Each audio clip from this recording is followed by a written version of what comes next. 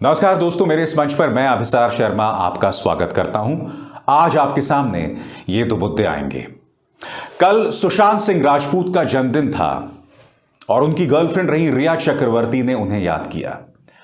आज हम आपके सामने बताएंगे कि रिया चक्रवर्ती को किस तरह से गोदी मीडिया ने जून 14 से लेकर अब तक टारगेट किया और अब तक किसी ने उनसे माफी नहीं मांगी है। और दूसरी तस्वीर कंगना रनावत की।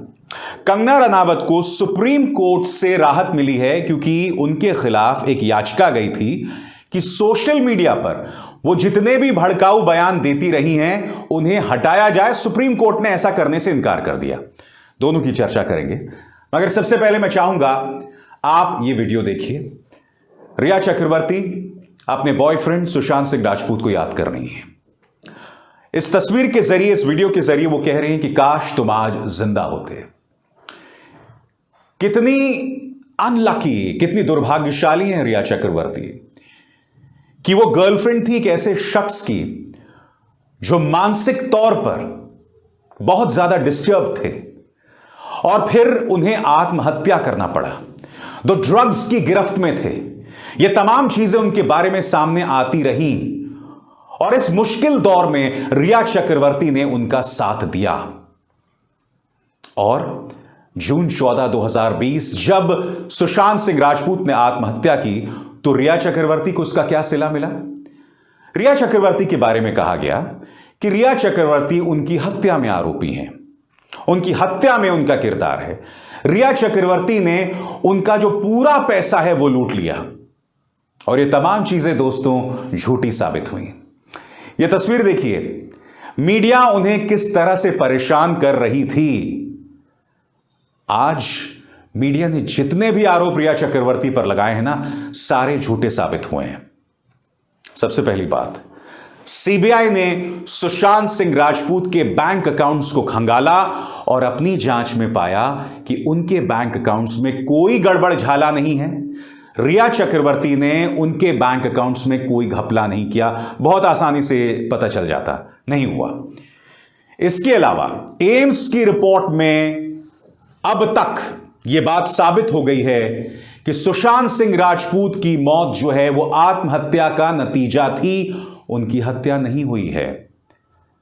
जून 14 से अब 1.5 साल होने को आ गए हैं दोस्तों, 2 साल होने को आ रहे हैं। अगर हत्या का इतना सा भी सुराग होता तो अब तक इस सरकार ने, इस सरकार की एजेंसीज ने आपके सामने हकीकत रख दी होती। मगर वो सिर्फ इसलिए हो रहा था क्योंकि उससे पहले बिहार के चुनाव थे और किसी तरह से सुशांत सिंह राजपूत का नाम लेकर बिहार के चुनावों में फायदा लेना था, विपक्षियों पर हमला करना था, रिया चक्रवर्ती को टारगेट करना था, क्योंकि आपको एक बलि का बकरा मिल गया था। और रिया चक्रवर्ती को जीत फिर भी मिली दोस्तों, क्योंकि कोई भी आरोप उनके खिलाफ साबित नहीं हो पाया, नंबर 1। नंबर 2, क्या आप जानते हैं एजेंसीज ने उनके जो तमाम बैंक अकाउंट्स को फ्रीज कर दिया था, उस पर रोक लगा दी थी।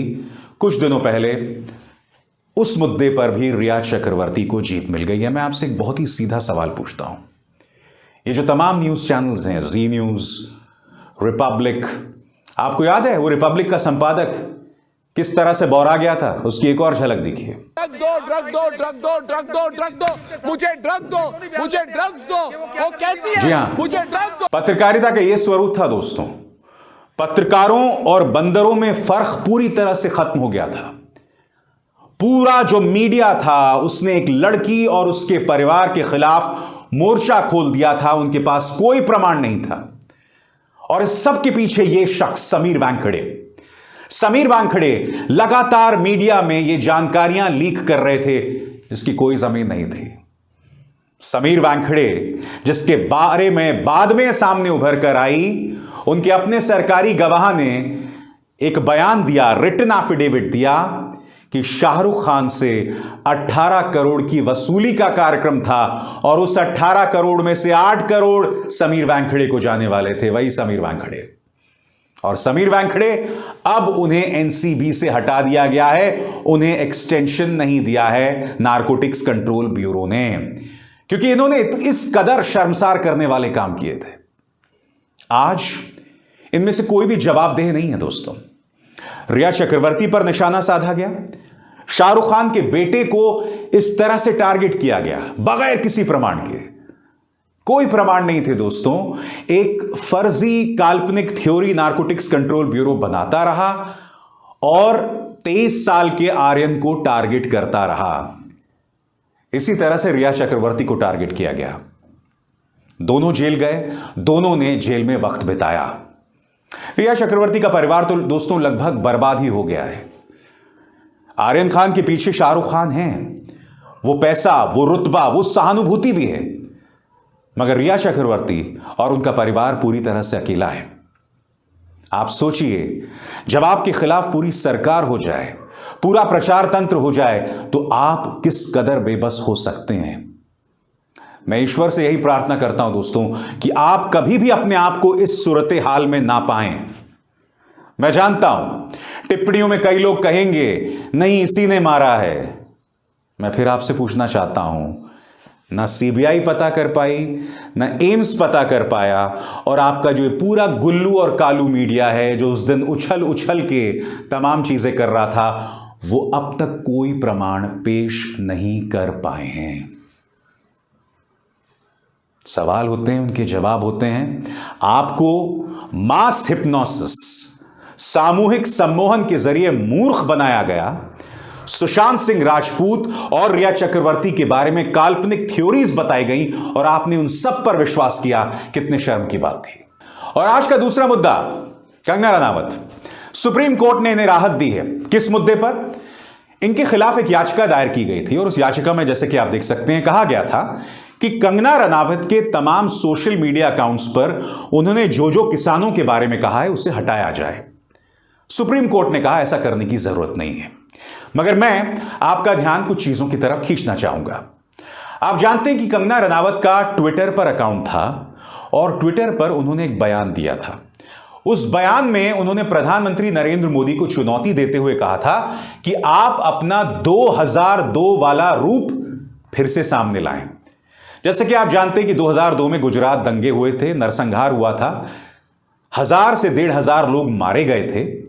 यानी कि कंगना रनावत यह बतलाने का प्रयास कर रही थी कि उन दंगों के पीछे मानो प्रधानमंत्री का हाथ है। यह मैं नहीं कह रहा हूं, यह कंगना रनावत कह रही थी।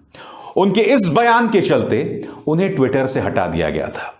फिर किसानों के बारे में उन्होंने क्या क्या कहा, मैं आपको पढ़ के सुनाना चाहता हूं आज तक के हवाले से। आरोप है कि कंगना रनावत ने सिख समुदाय को खालिस्तानी आतंकवादी करार दिया था और पूर्व प्रधानमंत्री इंदिरा गांधी के फैसले को सुनियोजित कदम के रूप में याद किया।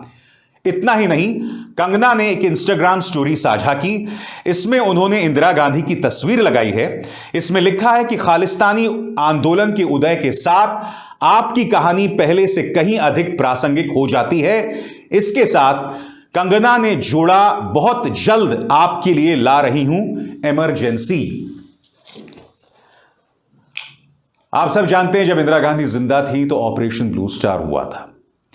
इंदिरा गांधी की मौत के बाद सिखों का जबरदस्त नरसंहार हुआ था। हम में से कई लोगों ने उसे अपने आंखों के सामने देखा था और यह लड़की इतने हल्के अंदाज में खालिस्तान, इंदिरा गांधी, इन तमाम लोगों का नाम ले रही थी। सबसे दुख की बात यह है कि हमारे किसान जो अपना आंदोलन कर रहे थे, उन्हें यह बार बार खालिस्तान के साथ जोड़ रही थी। मैं नहीं जानता हूं कि सुप्रीम कोर्ट ने उनके उन विवादास्पद बयानों को हटाने का आदेश क्यों नहीं दिया, मगर साफ तौर पर यह भड़काऊ बयान है और इन पर कार्रवाई होनी चाहिए। और यह औरत सुधरने का नाम नहीं ले रही है। यह बार बार इसी तरह के बयान देती है और आगे भी देती रहेगी। सबसे दुख की बात यह है दोस्तों। तो आज मेरे इस कार्यक्रम में मैंने आपके सामने दो चेहरे पेश किए, कंगना रनावत और रिया चक्रवर्ती, और इंसाफ दो लोगों के लिए कितना अलग हो सकता है, यह इनकी जीती जागती मिसाल है। अब विशाल शर्मा को दीजिए इजाजत। नमस्कार।